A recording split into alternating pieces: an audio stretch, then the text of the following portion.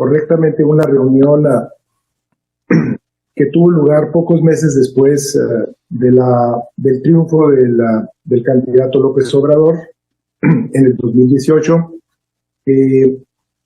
Fue una reunión encabezada por Claudio X González. Estuvieron presentes varios dirigentes en esa época de Coparmex, entre ellos Gustavo de Hoyos, diferentes empresarios de la misma confederación y de otros organismos empresariales. Fui convocado porque formaba parte de la base de datos de Coparmex. Y bueno, pues Claudio X González habló de los retos que enfrentaba la clase empresarial a partir del triunfo de López Obrador, de que seguramente no tendrían continuidad muchas de las reformas de Peña Nieto. Iba a haber mayor restricción en el acceso al gobierno federal, que lo que muchos entendimos como acceso a los recursos públicos. Habló de la importancia de organizarnos, organizar a los empresarios para que estuviéramos atentos, alertas a señalar la escalada de políticas públicas cuestionables que seguramente se vendrían y que habría que prever el apoyo de medios que pues estarían acotados, limitados. Mencionó que particularmente el periódico Reforma tendría una buena posibilidad de apoyo.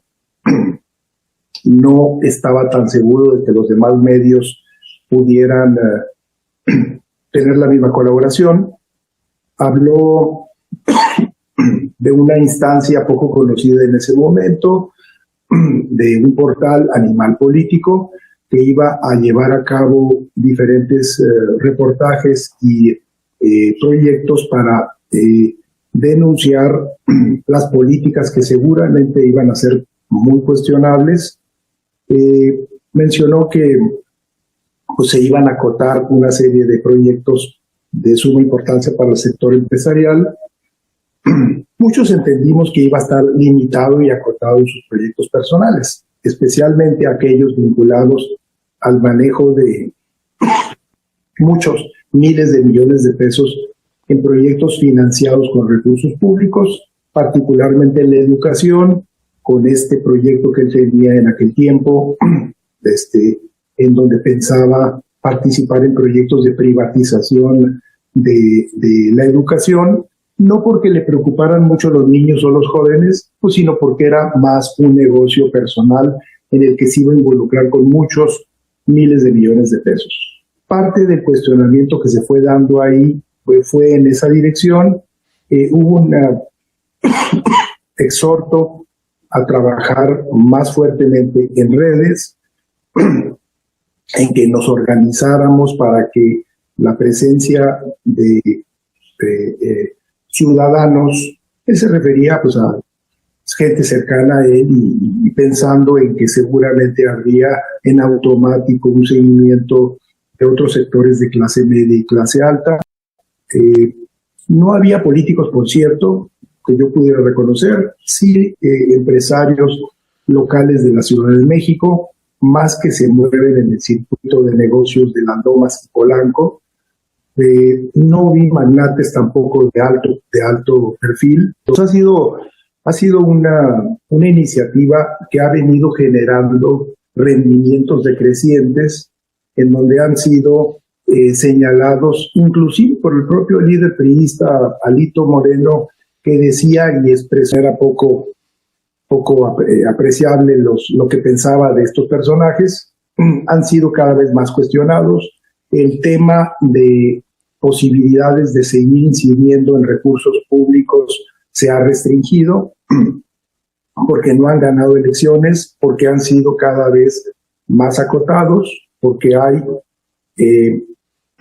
patrocinadores que han cuestionado la viabilidad de seguir invirtiendo recursos importantes en este tipo de iniciativas que no los están conduciendo a ningún beneficio concreto. Luego se dio el tema del INE y luego se dio pues un cuestionamiento con la marcha, pero después que se da una manifestación mucho más numerosa a los pocos días de apoyo al presidente López Obrador, pues también genera un cuestionamiento de ciertos círculos que habían venido apoyando y que no sienten que las cosas están avanzando como lo quisieran.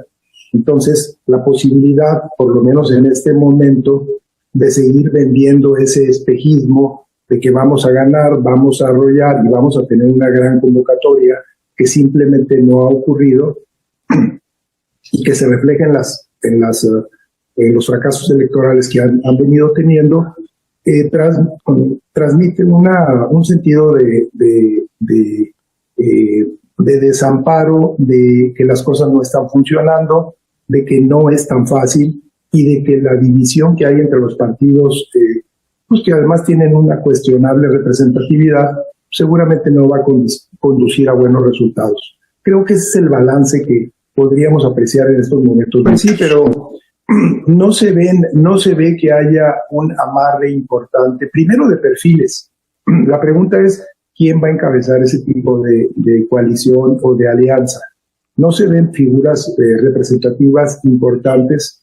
De Hoyos ya está hablando de Baja California, ya está hablando de temas que parecerían más bien locales, que parecería que lo conducen a un interés local, pensando en que a lo mejor las posibilidades de una alianza amplia de cara al 24 no tenga el alcance ni la capacidad de convocatoria, porque las fuentes de financiamiento se les están reduciendo. Ese es un tema importante, a lo mejor poco conocido. Hay un cuestionamiento muy claro de que las cosas no vienen como se habían platicado y de que los supuestos negocios que se iban a hacer tampoco han ocurrido. Entonces, con eso, más una previsible situación difícil en el Estado de México y Coahuila, las perspectivas no son buenas para estos personajes ni para la capacidad de convocatoria de la que se dicen es tan importante y la han tenido, no es tal. Bueno, es que la verdad es que un sector muy amplio del empresariado hemos entrado en algunas etapas de estabilidad después de la pandemia, después de pues una serie de situaciones económicas de un contexto difícil para México. Entonces, la perspectiva en estos momentos de un amplio sector que vivimos en el día con día con nuestras empresas. Mira, yo estoy inscrito en el sector exportador. Es un sector con un gran dinamismo. En la región en la que yo opero de la frontera hay un lleno total de naves industriales. Hay proyectos que están haciendo fila para poder empezar en nuestro país. Hay inversiones muy importantes. Hay un altísimo crecimiento del empleo. Hay falta de mano de obra. Hay una derrama económica importante.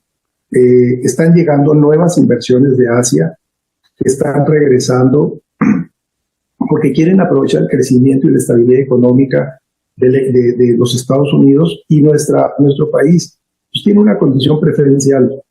Entonces, en este contexto, nadie está peleado con su bolsillo. La visión de las inversiones que están llegando a México, que nos toca ver a quienes estamos en este sector, o sea, han tenido mucho dinamismo, hay perspectivas al alza.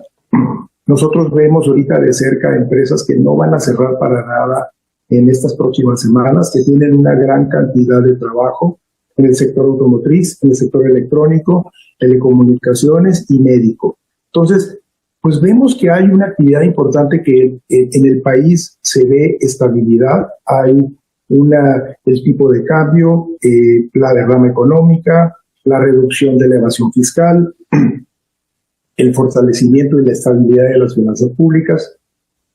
Yo creo que son factores que ayudan mucho, favorecen mucho la planeación de los negocios, la estabilidad Y nos suena extraño a muchos empresarios de muchos sectores ver un tema que escala en ciertos círculos de una visión catastrofista, que luego la vemos con mucha frecuencia en los medios desmentida por los hechos. Todos los días nos anuncian un apocalipsis que está a punto de ocurrir y que no llega, pero peor aún, pues cuando se compara esto en la posición que México, nuestro país, tiene en el contexto internacional, con una moneda fuerte, con unas finanzas públicas estables, con una recaudación mucho mayor, con un bajo nivel de endeudamiento público. Bueno, pues esto cuestiona severamente esas visiones apocalípticas de lo que va a ocurrir. No lo vemos. Yo creo que ha ayudado mucho al fortalecimiento del mercado interno esta derrama de recursos públicos que antes se iban a los bolsillos de algunos políticos o de algunos cómplices de ellos empresarios. Ahorita, al no estar ocurriendo eso y haber una derrama directa mayor, bueno, pues las posibilidades de que nuestro país haya enfrentado más adecuadamente la pandemia, las crisis económicas, la inflación y conflictos internacionales son más altas, y eso lo estamos viviendo en diferentes sectores. No todo está bien, hay muchas cosas que evidentemente que se tienen que mejorar, pero no es la visión apocalíptica de que esto se va a acabar y de que todos los días nos quieren vender historias de terror que no terminan por concretarse y que pues simplemente evidencian la desesperación de estos personajes, de estos traficantes de influencia que han perdido poder, que han perdido influencia, que no pueden incidir más en el acceso a recursos públicos como estaban acostumbrados. Evidentemente hay intenciones desestabilizadoras muy graves. Yo recibí amenazas de muerte e intentos de extorsión personalmente de César Duarte, gobernador. Este era el tipo de país que teníamos, que no se nos olvide, y no podemos permitir que esto se siga repitiendo. Bueno, ya está. Pero es interesante el tema.